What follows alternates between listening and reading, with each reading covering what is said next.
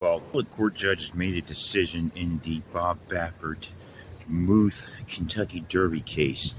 While I don't agree with the judge's decision, I do agree that his decision at least makes some sense, unlike the lower court judge who made a nonsensical decision. This judge says that the owners of Muth waited too late, and I guess that will also apply with the owners of Imagination. They waited too late to make this claim. I do agree. They knew about this for several months. The owners of Muth said that he wanted to make sure the horse qualified before filing this lawsuit.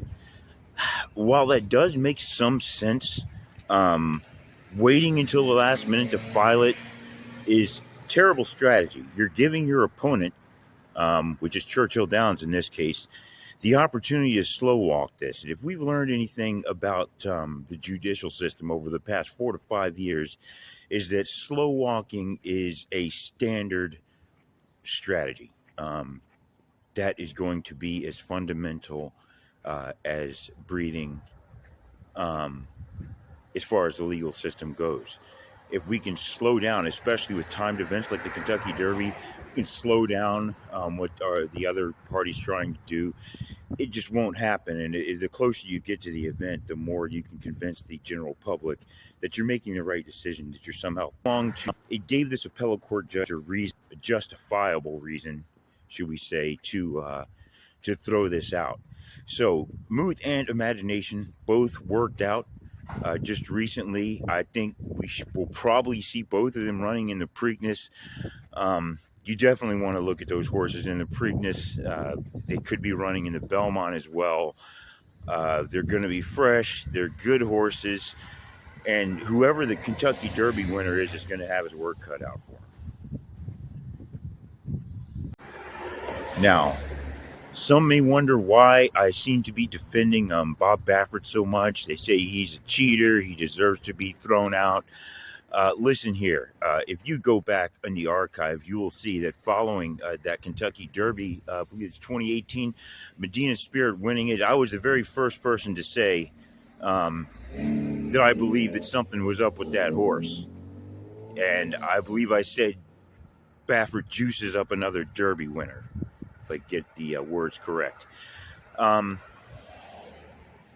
Be that as it may, there were investigations done, tests taken, samples, blah, blah, blah, back and forth. Everybody got to say their side.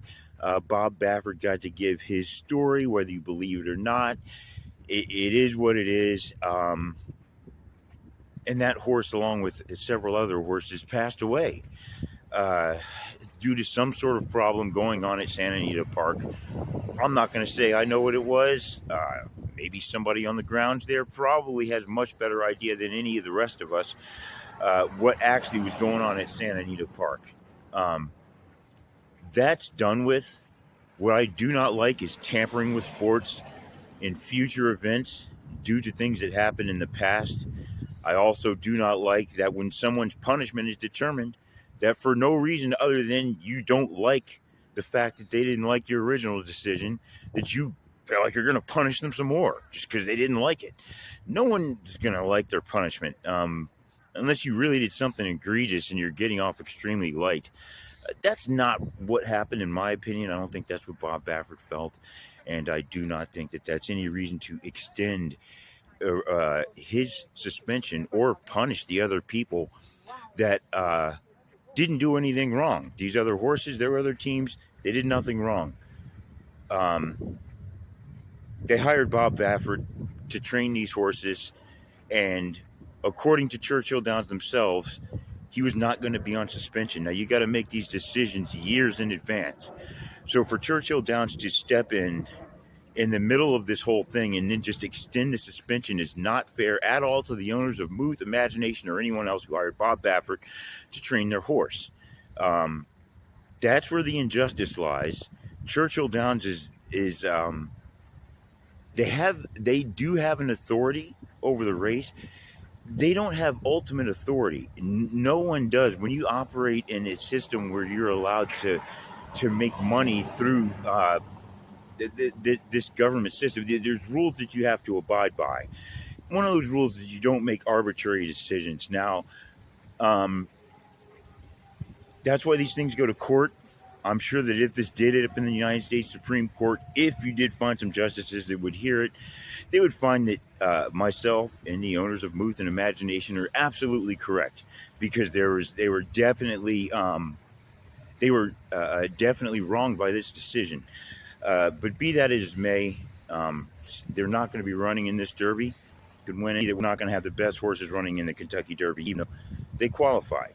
I am glad, however, that the lawsuit was filed. I'm glad that they spoke out against this injustice, and maybe this will further bring to light how terrible the people running not only Churchill Downs have been over the past 4 to 5 years, trying to stick their political noses inside of the sport. But just about everyone in the state of Kentucky concerned with sports, in my opinion, the past 10 years or so have really brought disgrace to the state. Kentucky, I was born there, and we were always known for having integrity in our sports, not just horse racing, but in basketball as well, and in sports all around. And you'll see over the years that the state of Kentucky has shined in several sports, not just with horses or basketball. Also had our moments in football, and then some of the other sports. I mean, women's basketball, embarrassing the state, and you're bringing down the hard work of people over centuries to make the Kentucky Derby what it has become.